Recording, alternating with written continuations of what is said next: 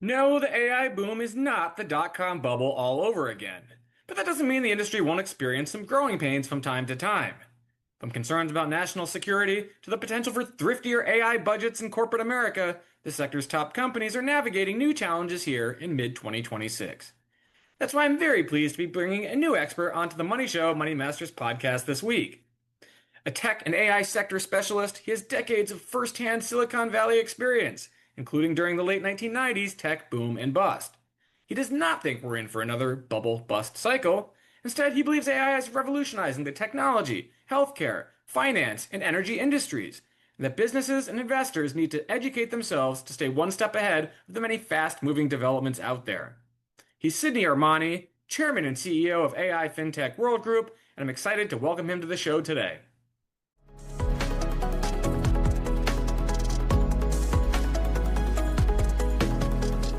Today, I'm glad we're able to catch up for this podcast episode. We've certainly crossed paths and talked markets and AI technology at live events. But for someone who hasn't had a chance to see you at one of our conferences or or won't be able to potentially make the San Francisco one you're going to be speaking at, tell me a little bit about your background. Explain how you got into this business and just sort of where your big picture view is of the AI industry at this point in time.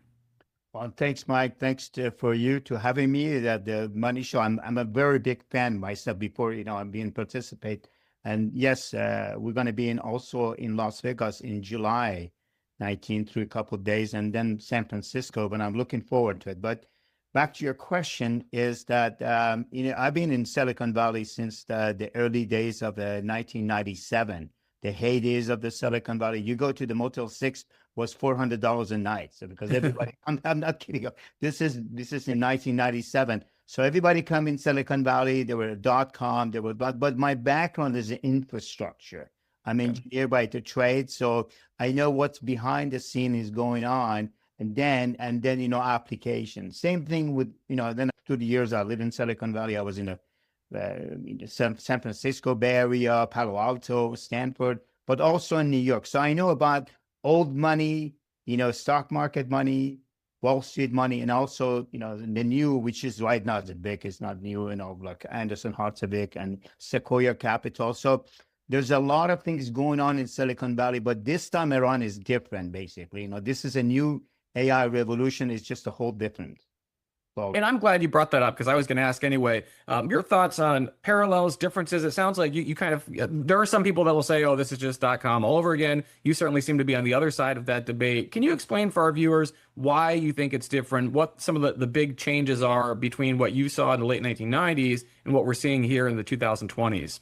No, that's a great question, Mike. No, I saw that because at that time, technology was just new. A lot of people, we call it in Silicon Valley, spray and pray. One of those people will make it. Some of them didn't make it, but everybody don't know that before Google, there was Alta Vista. What are these Alta Vista? So it's a lot of company and newcomers, but there are other things showing up. So different is this time around, they build a lot of infrastructures then for the fiber optics and that other things, basically in technical, but nothing was going on. Obviously, it's worth it right now because all those fiber optics, but it was too early.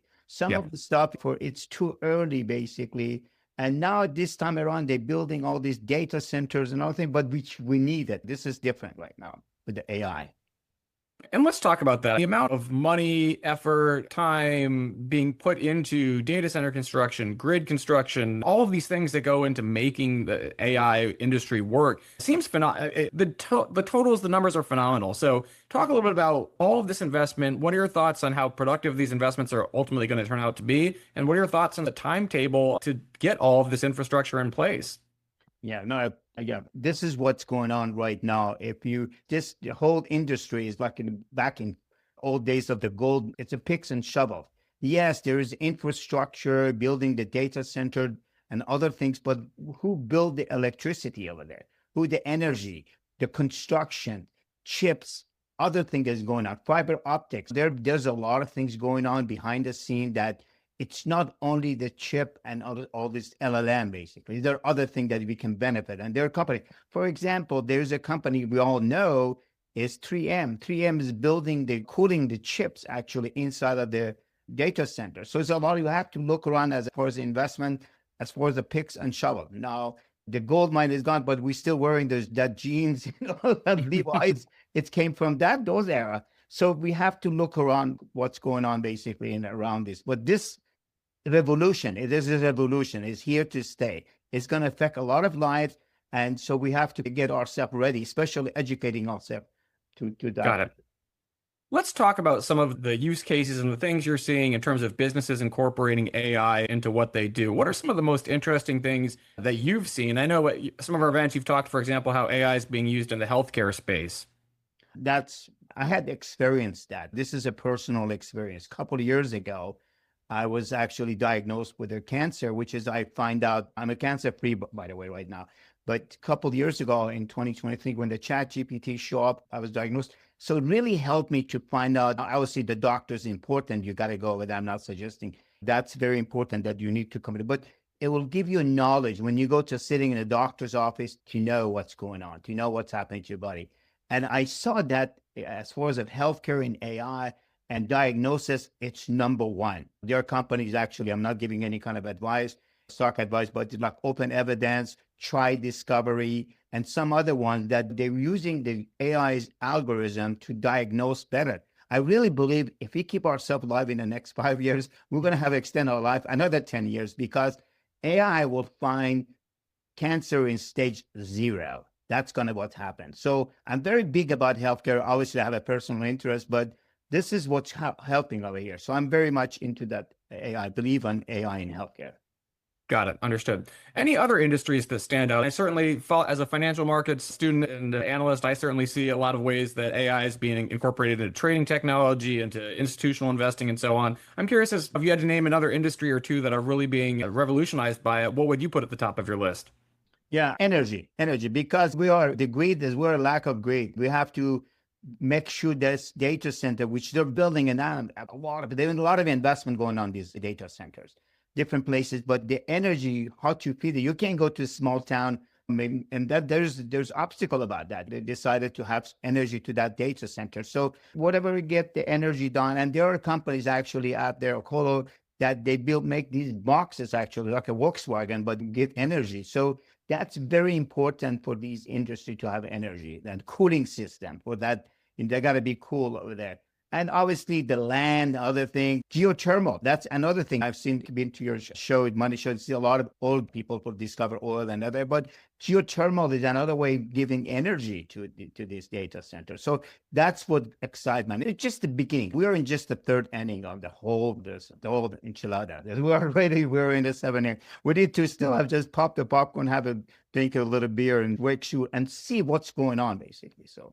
That's Got it. Got it. Absolutely. I want to talk about some of the models and the competition that's out there. Everybody knows the Anthropics and OpenAIs of the world, but are many other model producers, companies involved in competing. Obviously, the DeepSeek news we had back in the day shook the industry short term. What are your thoughts on how models are progressing, and where do you, in your own use, in terms of what model programs that you've used, what do you find best personally? Yeah, no, and I go back to your last question about the Nigerian financial industry. The financial industry has to be very careful about, you talking about Anthropics, they stopped that mythos because really the bankers, Fed, and everybody can, wait a minute, stop it, because these things can be very dangerous for banks, institutions, also, they stop it. So the financial industry is going to be in a lot of revolution with AI, predictive, but back to industry, what I really heard about things that is going to happen, that is happening behind the scene, is a cybersecurity. That's very important in this AI revolution because you obviously about, everybody probably know about this AI agent because they're building this AI agent, and that AI agent can do anything. Not only to tell you what time you have your meeting and other things over there, there's a lot of things going on. Some of them are autonomous agents, and they can train themselves, so we have to be very careful about in financial industry. Some of these agents can be renegade agents. This is what they can teach themselves. So Anthropics is they're very responsible. Obviously other LLM too, but they are very responsible in that. That's how the foundation of their company came, as a responsible AI. And Yeah. but you're asking about how they're going to be, because now ChatGPT, cloud, and all these other things of it. Now we're talking about enterprise AI, adoption of the enterprise AI in every day of their companies. That's very important. Got it. Let's talk a little bit more about the national security side of this argument. Obviously, Anthropic has had to take steps to, and the government has said we don't want these latest, greatest frontier models being in the hands of foreign nationals, period. Do you think that government's going to be standing in the way of AI development? Do you think that they're going to find a way to work together here in the US? And even obviously countries like China are dealing with the same issue, correct? Yeah, all around the world they can, because as I mentioned, some of these bad actors and fraud and other thing going on. But it's very important for national security that we keep these things in check. That's very important because, but they are doing something. NSA and other people behind the scene. There are a lot of things going on, but still, everyone's responsibility make sure that, and that's in America also too. But it's happening. But we have to guard it. We have the regulation. And it's very important. Compliance is very important. So he's not just some kid out of somewhere in Timbuktu can come to our national security. And that could happen if we don't have that guard built up around this LLM. And that's very important. And things to come, methods and other things that are more stronger. And not only that, some of these agents, they can create something. That's the one they learn themselves. They can put fake news, they can put other things going on. So it's really, you need to be, and I'm going back to that 2001 Odyssey and Stanley Kubrick, because that could happen, really predicted it when, but this could happen with that AI. So we have to guard ourselves as a human, as a national security, as a government, and they are doing, and that I can tell you that they are doing it very much, very careful. And responsible company like Anthropic, and other people, they're very responsible. But you go back to your question and said, how is it going to happen about stopping the technology? You can't stop the technology. These are things that come over there, but you have to be ready for it. And so you don't get surprises, basically. That's very important. And there are people experienced right now with that cyber. We have a lot of experienced people in cybersecurity. The other question I would have to ask about, especially on the enterprise AI level, is accuracy in the legal profession, financial profession. You can't have an AI program essentially hallucinating or inventing things that aren't real. How does a corporation, what are some guardrails or things that companies need to do if they're incorporating this technology into their business to ensure that what they're getting is accurate? Or do you think that was a problem a couple generations ago and these model makers have generally solved that at this point?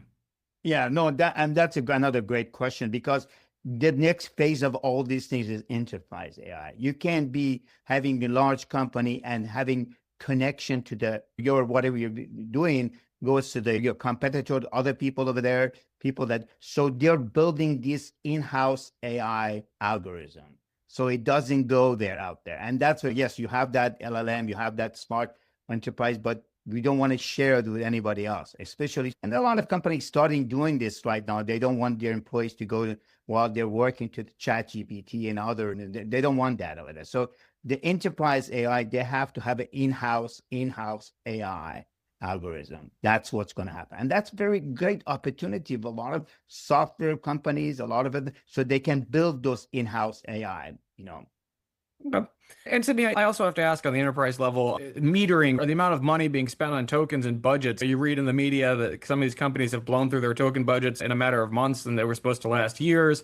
Do you think that's going to be a greater issue? How do you think companies are going to get around that? And is that something that could derail the growth in the sector if companies, which obviously have the biggest budgets versus just an individual user, decide to be a little bit stingier with their AI bucks?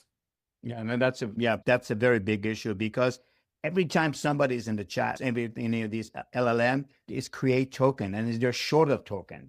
I wrote the article actually about that, and they're right now. So whatever you do is considered. So it's overspending on the token.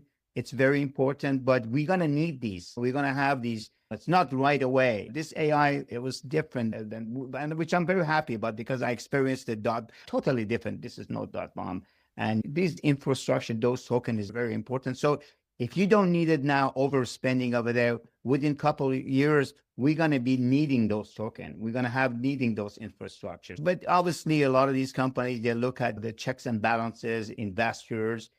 Where is the profit margin? Yeah, that profit margin will show up, because the AI cloud is very important for this. And they're building right now. We have cloud. Whatever thought about the cloud, there's going to be a lot of these, but everybody using most of the profit, a lot of these companies is built based by the cloud, not just subscription based that they have individual, basically. So This is, yes, there is a problem overspending, but it's not going to go. We're going to be needing more money in this thing. So I'm all for it. Okay. Okay. I have to ask, obviously, we just had this enormous SpaceX IPO that was successful, and they have a big AI component to their business. We have OpenAI and Anthropic that have filed confidential SEC paperwork. They'll probably be looking to go public in a few months down the road. Again, going back to what you saw in the dot-com era, when it got to the tail end of that boom bubble, you had 5, 6 companies going public, it seemed like every day. Do you get to the point where you worry about that, or do you think, again, we still have plenty of room to run here? We're only talking about a couple big names so far, and it's not like there's a flood of money hitting the stock market here. Yeah, no, and that's good because the country doing good. The world is doing good. This technology actually bring a lot of, I go back to what I said earlier, picks and shovels. There's a lot of other industries going to start because of this AI revolution. You're talking about some of these companies, they go into the market, same as Amazon. What happened to Amazon? When Amazon showed up, it was $60, $70. When Netflix and all these other people started with it, they're doing something very special, especially XAI, and they're building those data centers in space. That's very, I'm not buying about going to Mars and other things, whether maybe someday happen 100 or 50 years from now, but immediately having data center in space, which is already have satellite and other thing, that's very important because we need that. We need that communication. We need those data centers. So obviously it's cooler in space. There are other things going on. So I buy that. In the long run, it's a short time people buy and sell. I have no advice on that over there. And I'm not any of that advice. But as far as of technology reader, I see all these things happening with this AI and obviously with the stock market. OpenAI is going to be soon, and they have a lot of subscription over there. But Yep. how to monetize it? They're starting doing that. They're starting every time you go to ChatGPT, they're starting putting advertisement that over there.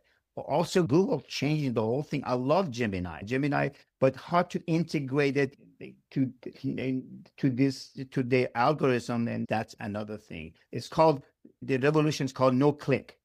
That's the big term right now. No click. Okay. But so it's there. But as for your investors, other people, you got to be patient. This is a long-term journey, and basically it's going to happen. And some of it is going to happen within a couple of years, basically. We're going to be talking about a lot of them. So I'm all for it. I'm all for it. We have the money. Let's invest on it. This is a great technology. This is a revolution. This is an industry. So I'm all for it. Okay. Listen, as we get to the tail end of our conversation here, you mentioned you will be joining us in Vegas. I do want to focus in this case on the 2026 Money Show Masters Symposium in San Francisco. That's going to be August 25th to 28th. And we have you there for a topic tentatively being AI and the future of work. If somebody comes to see you, what kind of information are they going to get? What are maybe a few things you can tell them or viewers of this that are considering coming that they're going to get out of that presentation?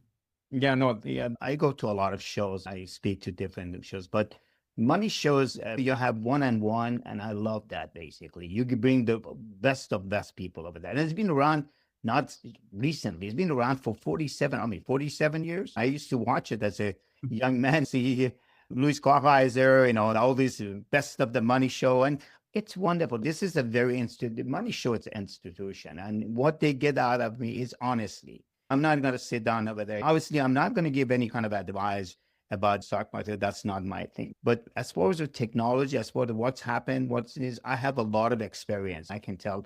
And like I said in this show, and I love Money Show. The people come there. They're wonderful. You guys are best. Hospitality. I love even after hours, networking. It's wonderful. And I look forward to this is the second time I third time come to Las Vegas. Great place you guys have. Also in San Francisco, you're right there with all those tech people. I look forward to San Francisco too. So yeah, looking forward to it. Okay, wonderful, Sydney. Viewers, if you're watching this, you are going to have a chance to see Sydney again in Las Vegas in July, and then he'll be at the Master Symposium San Francisco, which is August 25th to 28th, and it's going to be at the Fairmont on Nob Hill. If you're familiar with San Francisco, it's a great location. You're going to have plenty of time to enjoy the city after you've been learning during the day on market trends and new investing and trading things to incorporate into your own portfolios. Sydney, thank you so much. Great speaking with you here, and I look forward to seeing you in a few weeks in Vegas. Thanks, Mike. Have a great day. Take care. Audience too.